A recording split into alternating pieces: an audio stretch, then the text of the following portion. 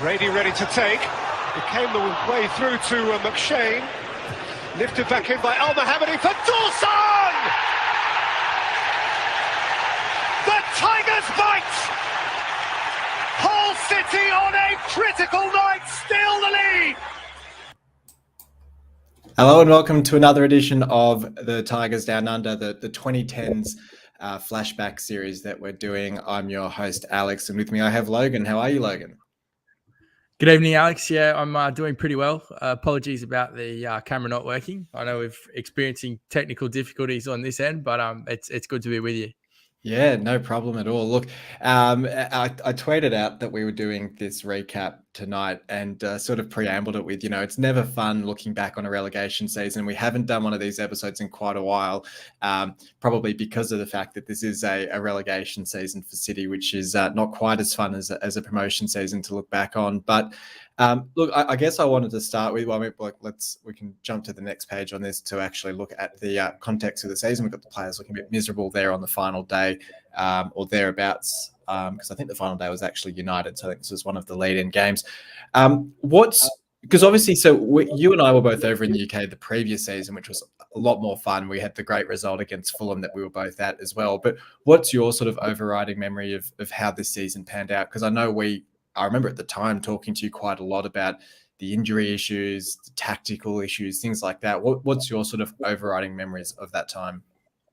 Yeah, look, it was a very difficult time. I remember kind of being heaped with injury concerns, and it was kind of riddled throughout the season. But I do remember the beginning of this season just being incredibly optimistic. I thought that, we'd done a really good job to survive and obviously, qualify for the FA Cup final.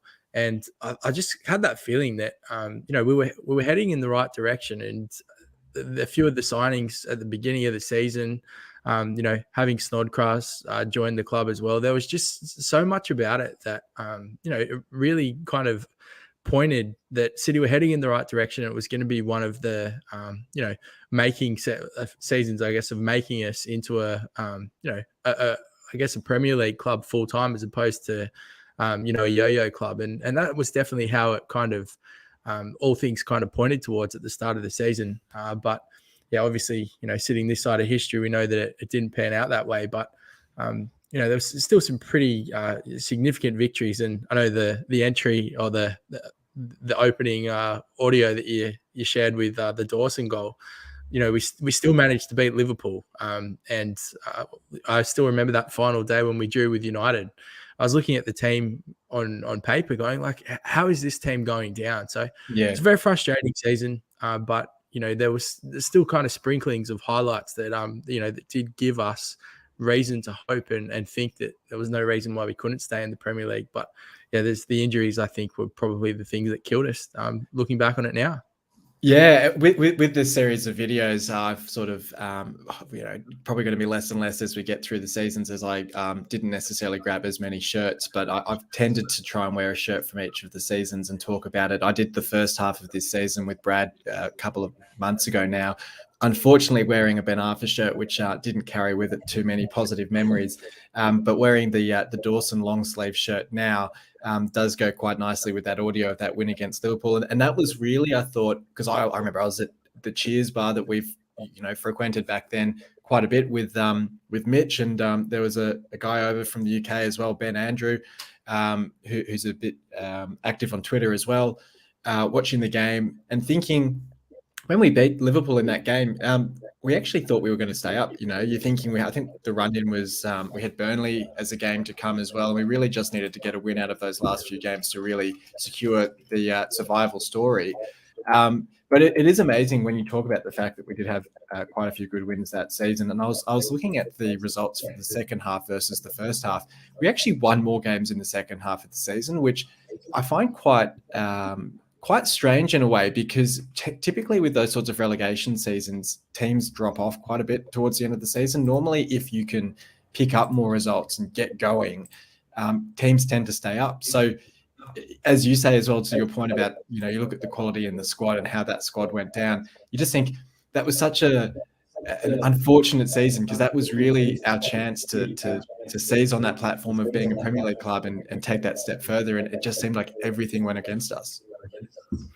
Yeah, absolutely. And I mean, look, we kind of looking at that squad now. There's a lot of players that were extremely prolific in the championship, and I think like Abel Hernandez is probably the one that initially comes to mind. Is he kind of couldn't stop scoring at that in that second division kind of realm, and then up in the Premier League, I know that he never really had a goal scoring record that kind of warranted I guess the ability that we'd seen in the championship. And I guess that's probably the biggest takeaway from a team that's looking to survive relegation is in the top flight. It's actually scoring goals and being able to go away and put in a performance against some of these bigger clubs and take points where you can get them. And I think that's probably the undoing was not having the goals. And when you consider that we lost Snodgrass on the opening day and a few other injuries, we really did obviously heap a lot of pressure onto Abel, who himself had lots of injury concerns. So if we were to kind of look back, like you said, there was some frustrating things, but it was genuinely a story of not having the goals. Yeah, I mean, Diami missed 6 months in the end for us that season. Dawson missed 4 months as well, which I'd completely forgotten about, as you say as well. Snodgrass injured on the opening day, and Hernandez with his issues as well. It just seemed as if we've just experienced in 2023 a pretty tough season when it comes to injuries for City players. And even back then, it looks like it was still a pretty recurring issue, which the club hasn't quite sorted out since those days. But really does make it tough when you suffer those sorts of injuries. I'll flick to the next slide just to cover off on, I mean, we didn't really have any players coming into the club. It was really players going out in that January window, with Ince going out on loan to Derby, where he ultimately signed on a permanent at the end of that season. Benafa, who basically, as I sort of said earlier, had his loan spell cut short after not really contributing a whole lot. And Harry Maguire going out on loan to Wigan. And you talk about looking back on that squad and the quality in it, and you think you've got, Harry Maguire not even getting a real run in the first team. My sort of one memory of him in the first team that season was, did he play up front against, I want to say like West Ham or someone, because we just literally had no other options. Yeah, I do remember briefly. If my memory does serve me correctly, it wasn't for a very long time. I think that he maybe ended up getting put up there, and something happened. I know that his time up front was a short stay. I think it might have been in the 10 to 15 minute bracket, which I guess sounds about right. But yeah, I do remember vividly there was a point where Harry Maguire was playing up front, and if you ever wanted a stronger indication as to how much we were struggling for goals, then when you're looking to find your centre back in a number 9 role, there's a few questions that need to be raised. Yeah, that's it. And I guess the one big income, or the only incoming that summer was, that January, summer in Australia, was Damon Doy, who came in on deadline day from Lokomotiv Moscow. And my memory of that one is, I think Bruce himself went across to Paris or somewhere like that to negotiate the deal and get him across. And he was one of those strikers that we seem to kind of find every so often, who did come in and make a pretty immediate impact and score a burst of goals to help us. I'm thinking, like Ghetto a few seasons, 2 seasons prior, to fire us to promotion from the championship, doing so as well. But he kind of came into the team and straight away scored the winning goal against QPR, scored a couple of goals against Crystal Palace. Yeah. And also got a goal against Aston Villa as well. So looked for a little while as if he was going to have the goals to secure safety.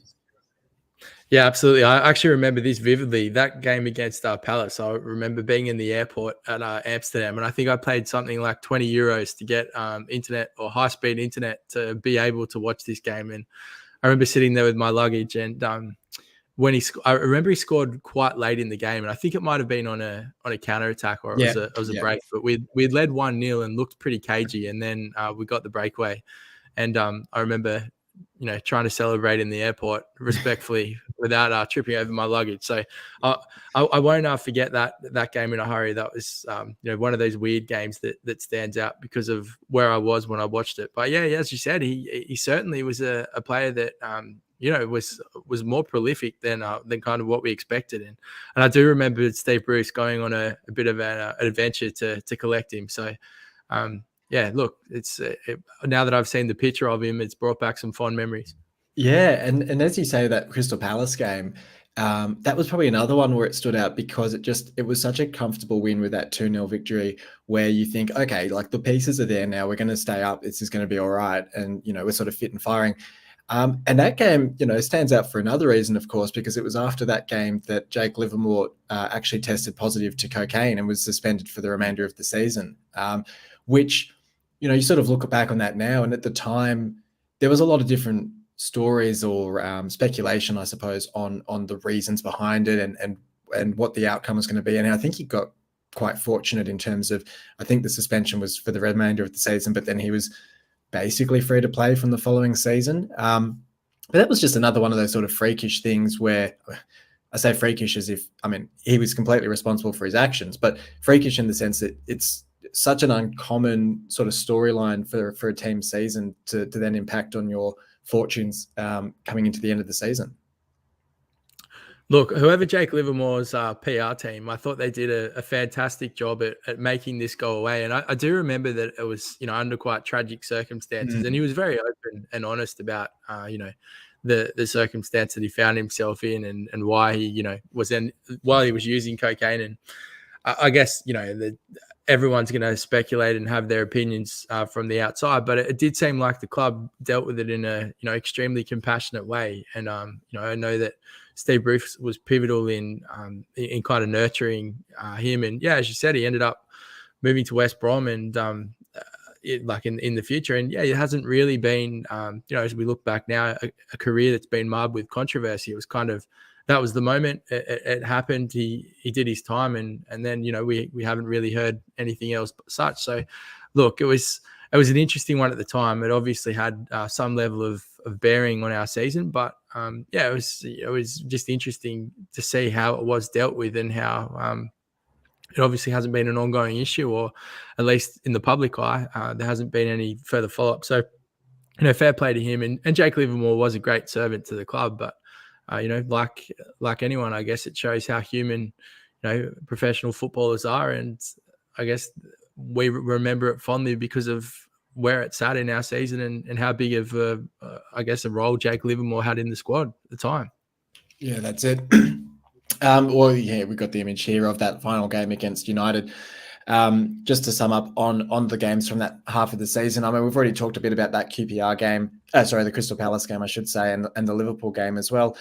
In terms of other standouts, I sort of look back on there was the New Year's Day win over Everton. We won 2-0 in that one as well.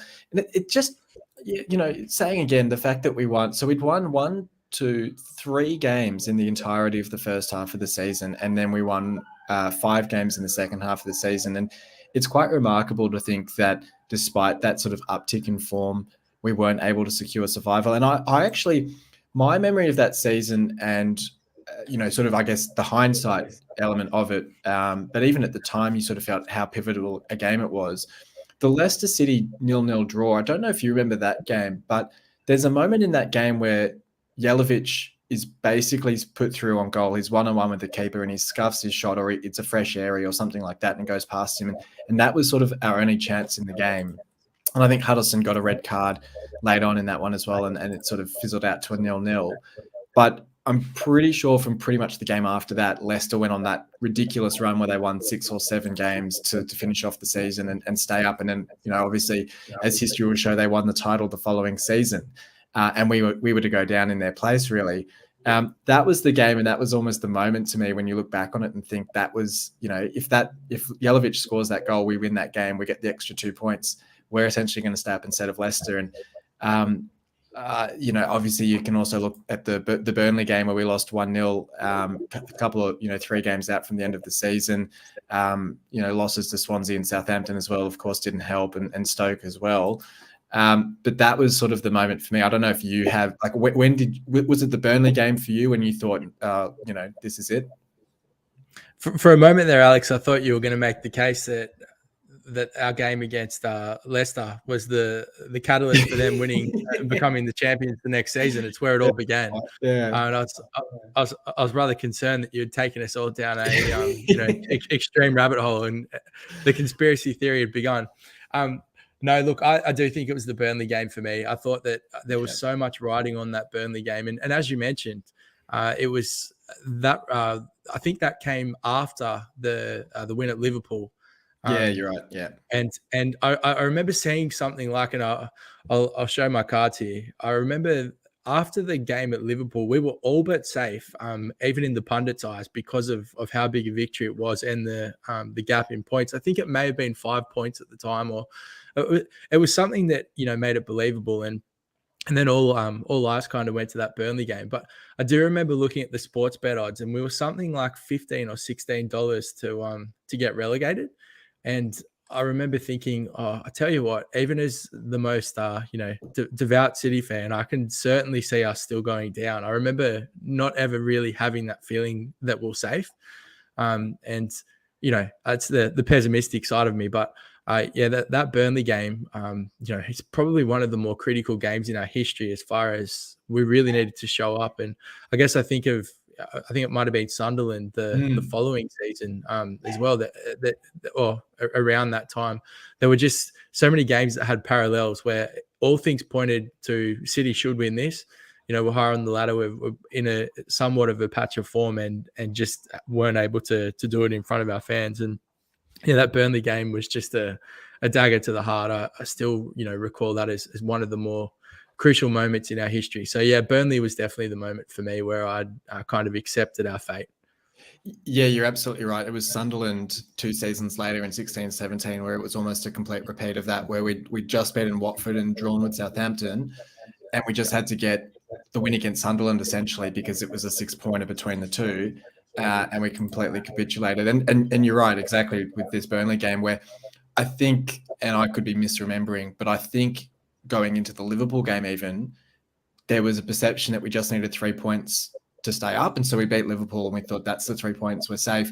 But there was that little bit of, well, hang on, it's actually also denying Burnley the points, because if Burnley got the 3 points against us, then they'd go above us.